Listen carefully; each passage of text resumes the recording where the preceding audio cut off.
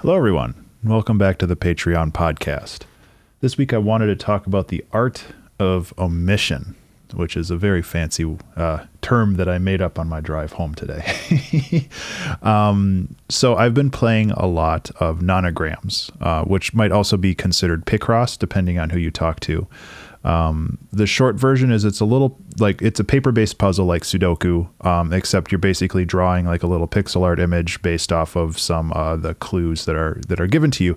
But I wanted to talk about kind of the process of solving one of those, and you're not just drawing in the boxes that are part of the picture, but you're also crossing off parts of the picture or boxes that aren't part of the picture. The same thing could be done with Sudoku, where like if you're trying to solve a square, you cross out all of the numbers that it isn't. And I think that it's really important and valuable to consider like the omission of an idea as part of the creative process.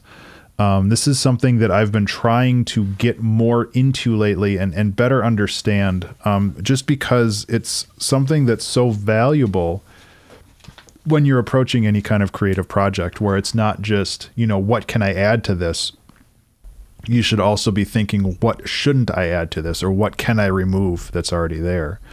Because a lot of my music personally is dense sometimes, and I wish it wasn't, because I'm not thinking about omission. I'm just thinking about what can I add to this to improve it.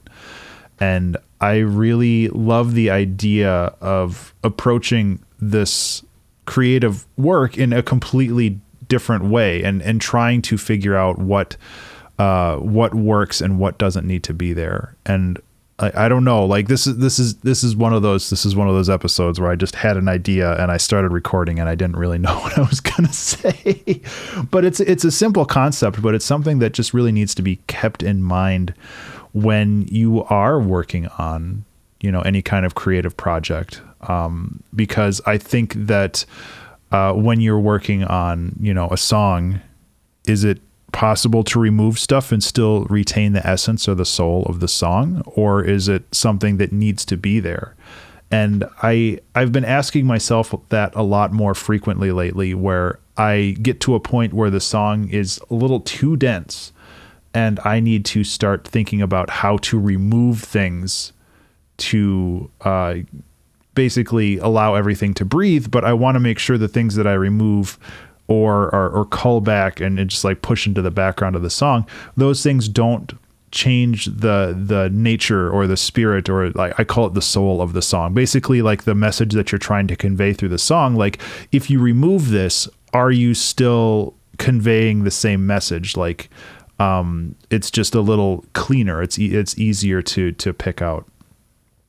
And I think that, for all art, if not pretty much everything in life, I think that like learning how to omit things and move things and take it away from the overall project, I think that there's a lot of value in keeping that in mind while you're working or while you're pursuing a particular project or ideal, because it's so easy for things to get kind of lost in the shuffle, and all of a sudden you have this big muddy mess and you don't really know how to fix it and how to improve it. And I want to like better understand that and better approach those kinds of issues, because it's very easy to get lost in the sauce and all of a sudden you just have a big mess.